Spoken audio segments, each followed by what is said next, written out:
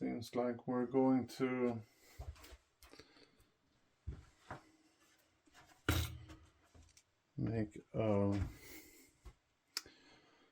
try to make a drawing of the layout. Let's see. Might even put it like that, just to have the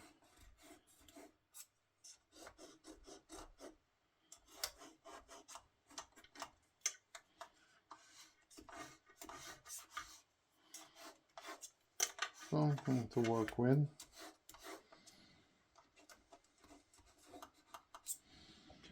I think that will be, as Bill and Ted said, most excellent. Place the different jacks right about there. Perhaps even out the spacing a bit away from, make sufficient room for electrical, something like that. And that means that take this metal sheeting and place it over here. Sorry to say, perhaps cover up these parts, but get this metal sheeting up and to cover that area.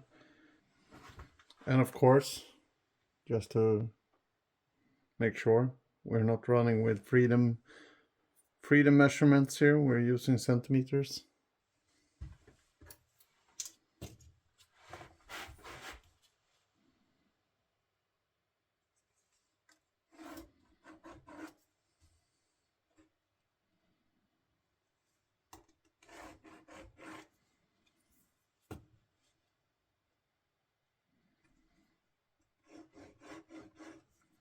This is the outline for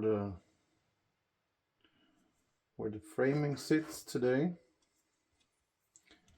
and where I need to be. Stay clear from where I need to align the holes for the input jacks. And if anyone got a better pen than this one, I'd gladly get that out. See.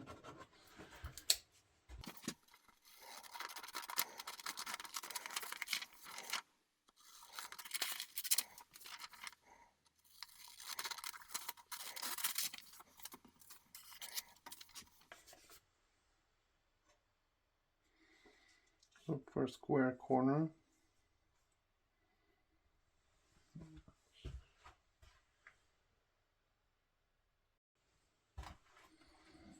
Take some measurements on the jacks. 20, 1, 2, 3, perhaps. Yeah, 23. Most likely. Same goes here. We have a little knob in there. Okay.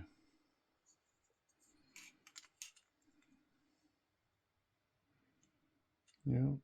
So 23 and a half, something like that, would give us enough clearance. And then the placement of the screw holes, need to find me some screws for that too also. Apparently it doesn't come with a package. Okay.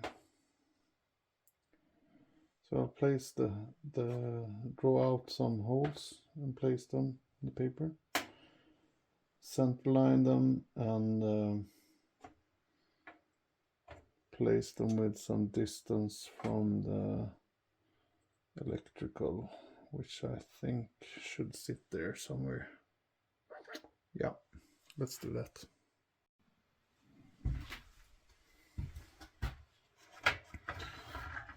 I'm just gonna attach this to the edge, straight edge of the metal sheeting. Something like that, I think. Hold it down. And what I've done is I've made a mark for the power jack. I decided to move the first audio jack and then the second audio jack over here. So I have some clearance from the framing on that side, and from the power jack to the first audio jack a bit more clearing, and then sort of fairly equal over here. Of course there's only one distance. I'll place those audio jacks over here, make some punch marks over here, there and there. I'll draw out the outline of the metal sheeting here, cut it out, drill the holes, which is of course the measurement I had before over here, 23-ish, perhaps 24. See if I'm able to drill that. That will be interesting. I don't know if I have a drill that large. Either way, I'll make the marks, perhaps draw the circles that I need, and then I'm good to go. To at least, if I'm not able to drill the holes, I might at least use a Dremel or something like that to enlarge big enough to be able to put it in there. That's the next step. If you can't find a punch, this is equally as good. Just to make the marks.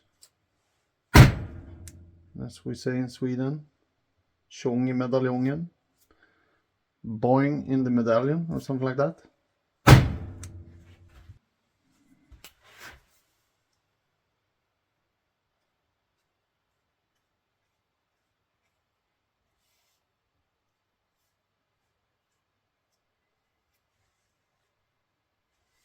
And make sure to draw that straight and nice.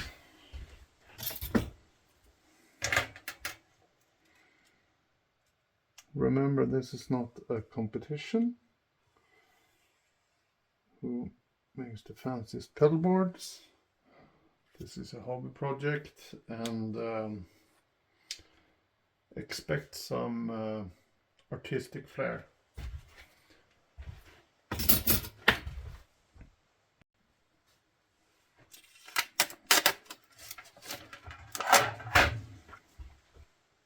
Here we have the holes punched, and let's make a straight line of that too.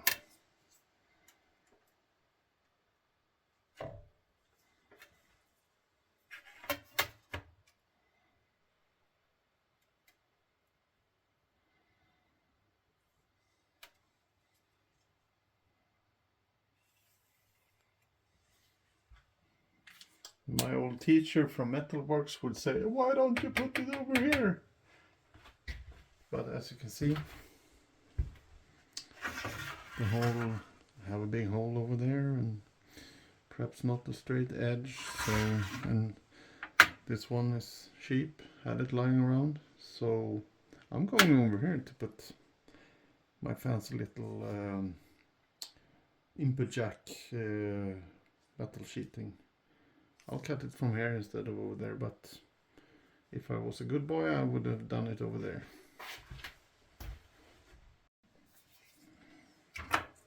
I don't have a straight one, but I think I can manage to cut a fairly straight line with this one.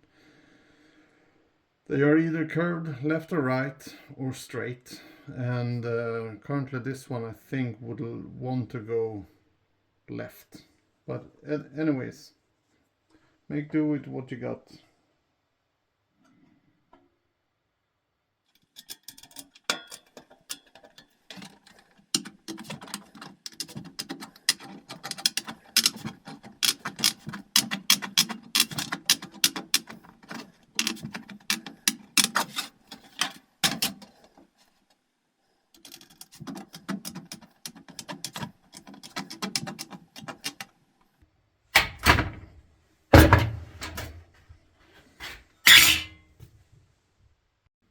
Never mind the sharp edges. We will take some sanding paper or something like that to just smooth them out if we have any burrs or something like that. But now let's go cut out the holes and see how things sort of like that. See? Works wonders.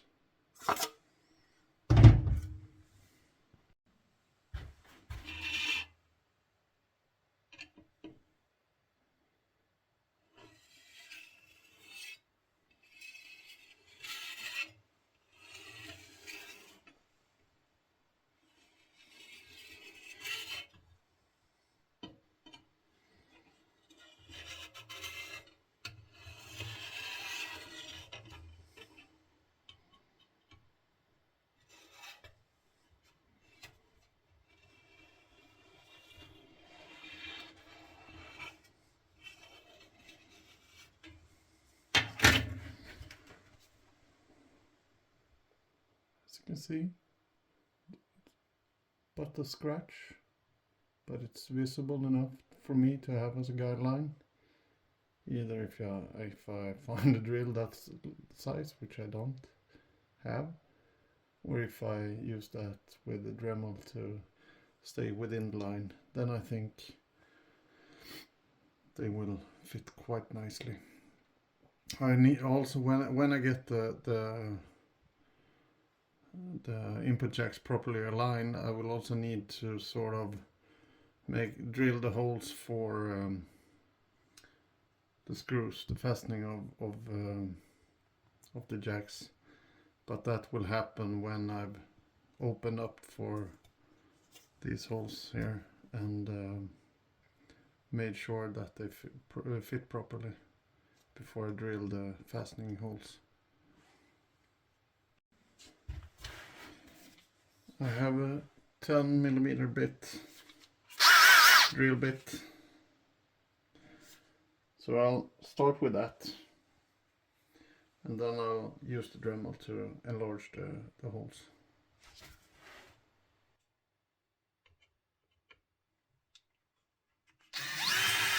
Oh, nice. It wanders off, so see if I have another one. I have a 9.5, a bit more shiny. As you can see. But most likely that will also slide away. Let's try it, see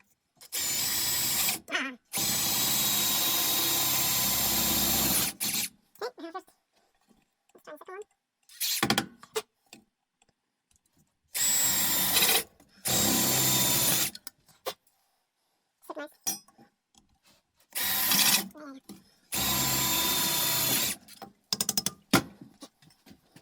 Our starting holes. Let's make them bigger.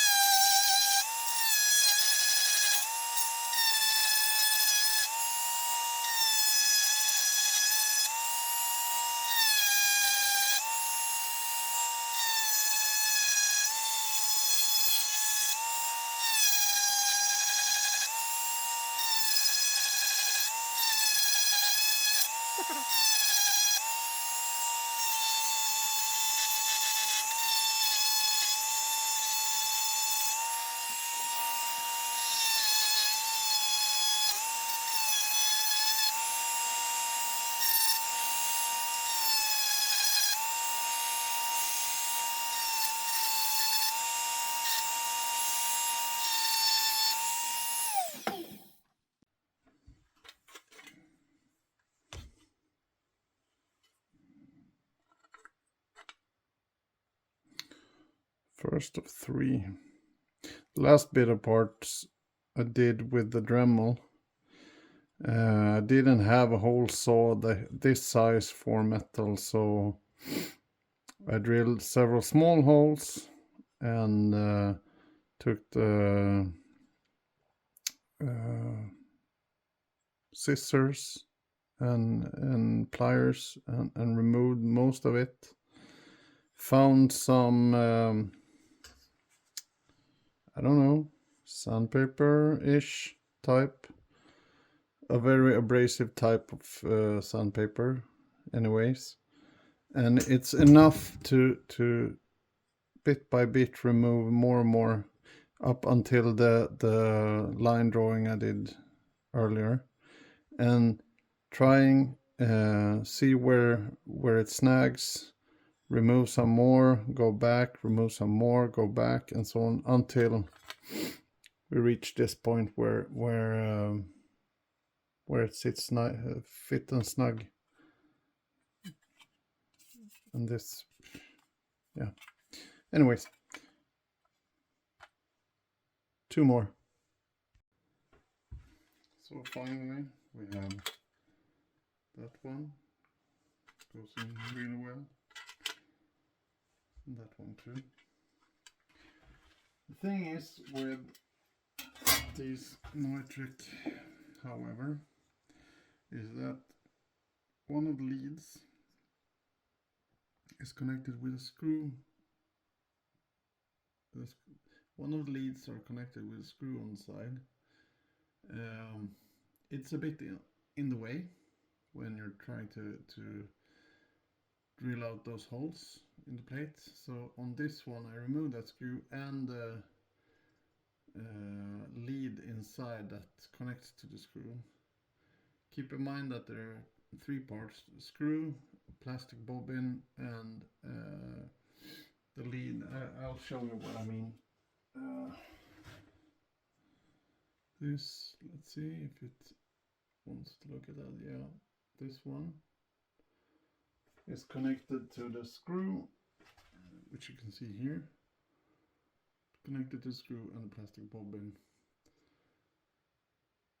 Make sure to put them back when you have assembled this one. Let's see here, that one. And the 3rd one in the middle. Something like that. Something like that. Yep.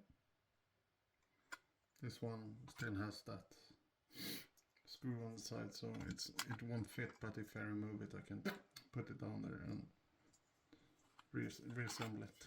So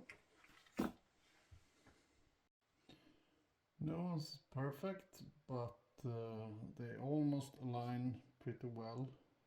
Or, I mean, I'm not a pro on this regarding things like this, but they almost align. And what I'm doing now is making sure that they are all straight.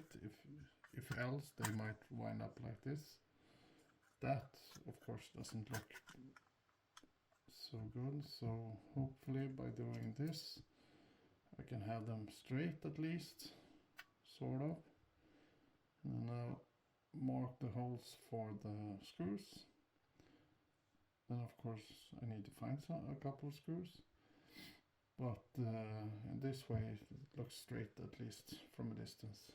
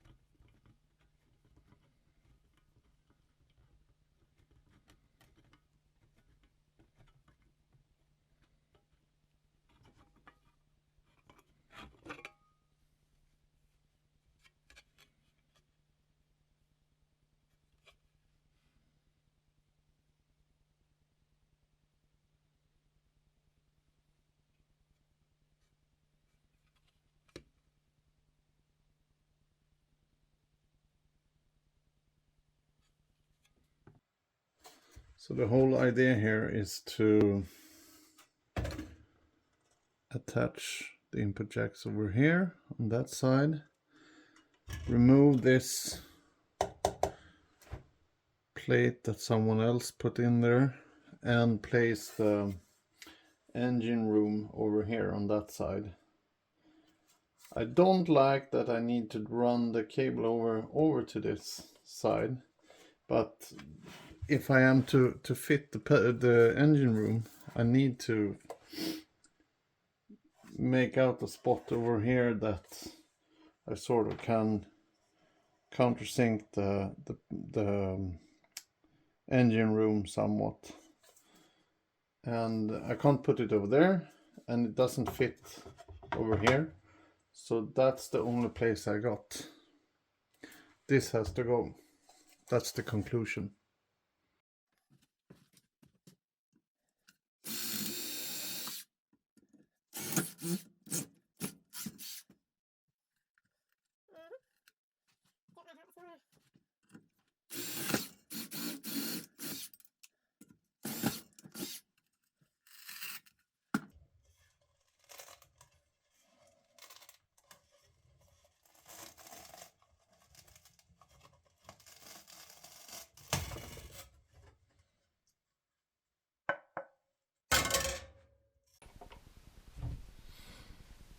These will be distances that I will put underneath the engine room power brick, so I get it up to a certain height. I looked all over the place at home and found these, cut them to size, and now I'm gonna put soft velcro on them, and hopefully they will work as intended, which is that I set some velcro in the gutter of on the underside of the pedal board with soft velcro on both sides, stick it down like that, and then the level room will fit nicely on top of that, and that will get me the proper height, and it will also get me an easy to reach for the output sockets on the power brick.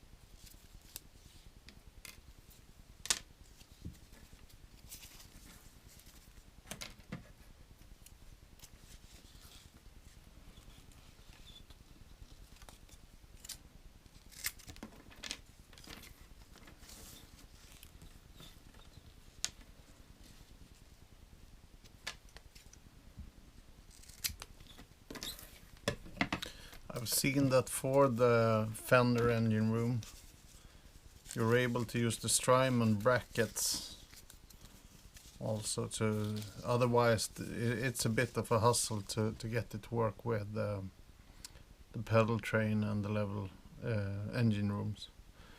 But I'll try this, and if that doesn't work, I most likely go get myself a couple of Strymon brackets.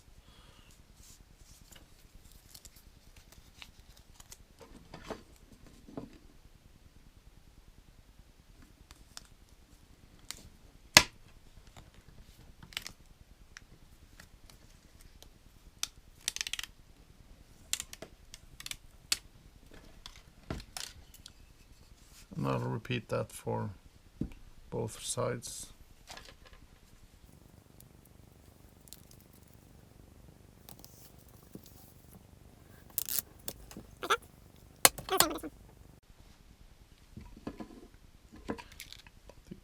This is how they will look.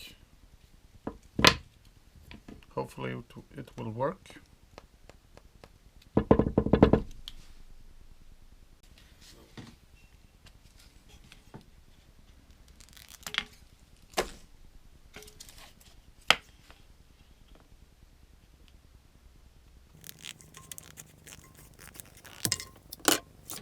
I think if I was to put this, all of this down here, I would have a tough time if I ever wanted to remove it. So I will just take some snippets, some smaller amounts of velcro, and an equal distance, sort of put them where they need to be. Hopefully that will be enough. This is the really strong stuff, so I think it will be more than enough to keep things in place. Like that.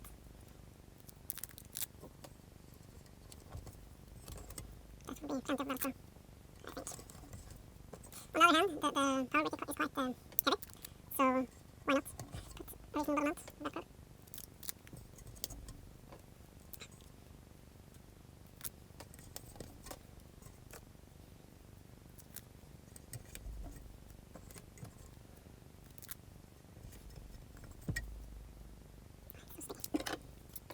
Depending on where I want to put it. I will also use it on the engine room, so might as well just set it up like this. That's what I have. If you're going for aesthetics, then this might not be the solution for you. But I'm all for playing, so I can't wait to get started with putting the pedals on the board and start hearing some sounds. Anyways, this will be a much. Let's see if that will stick around. I'm not sure. I'll let it sit for now. Let's see if this is enough to keep the power brick sitting there as it should. So let's put one of these. It's all ready. Let's put one of these over here. Like that, and push it down. Take the other one. At least we can keep the nice part of the stick outward. Something like that. On the engine room, I have velcro on the underside, but I think I want to have it sort of like that. Which means that the inlet is forward facing on the pedal board, but I don't think that's an issue. At least with velcro I'm able to pull it off there if I need to. So I think that will be a nice place to have it.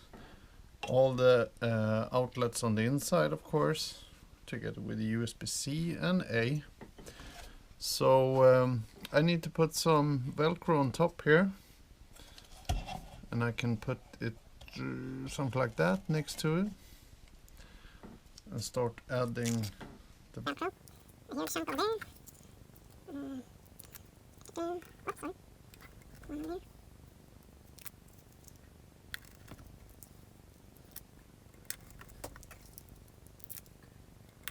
Equal distances. Sort of. And one perhaps somewhere like that. So let's see if this is sufficient to keep it in place. I think it is.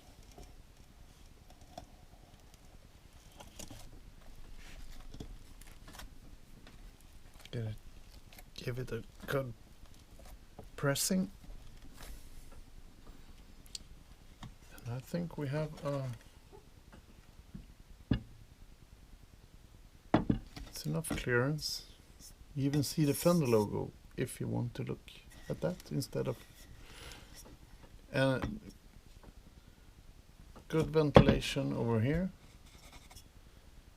That's good to have, and the same goes on the side of the pedal board. This is something apparently that Strymon brackets are sort of blocking if you go that route. And on the outside you have the ventilation. I think this need to clean out and vacuum the felt here, but I think that will work. I've shown you this before, but I'm using this one and as the name implies, it is for sure extra strong, so that's why I don't need so much of it. This leaves room now for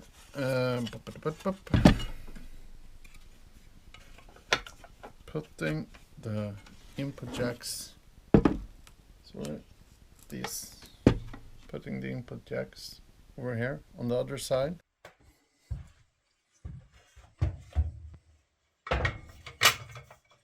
Mounting it like that. I'll trim the edges also so I don't cut myself. Only thing I will be cutting is the board. Need to pin it down to drill the pedal toes for the fastening. Hopefully that sits well. Mount it from the side. It's not in the way, but fasten enough to be able to drill the holes.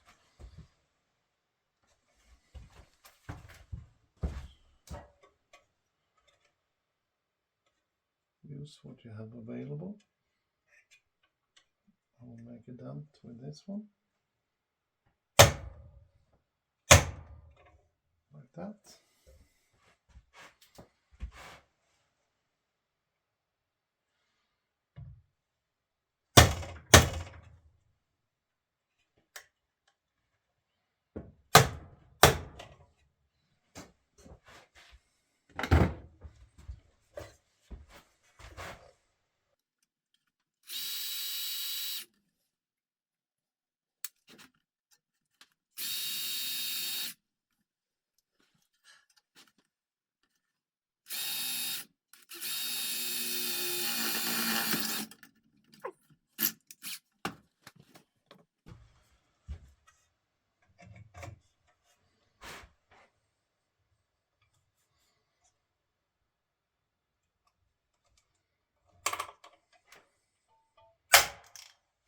Like that.